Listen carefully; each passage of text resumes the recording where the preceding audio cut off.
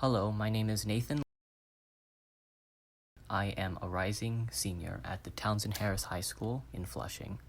My game is called Divide, and it's a 3D platformer that takes into account two different characters, and you have to switch between the two in order to complete the level. It's a puzzle game in the fact that you can only complete the level once you eliminate obstacles in one dimension and then switch to the other. And I took a lot of inspiration from the platformer game Fireboy Water Girl, which I enjoyed playing a lot when I was younger.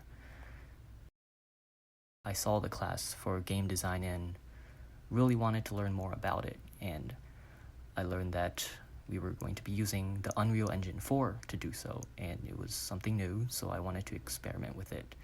I learned a lot about how to design a game from scratch, and it was a very unique opportunity because I had never really touched the platform or touched the program at all before, so it was a very enlightening experience for me. I would definitely recommend this program because of how much I learned and how many people I got to know. So I would like to say thank you to you all.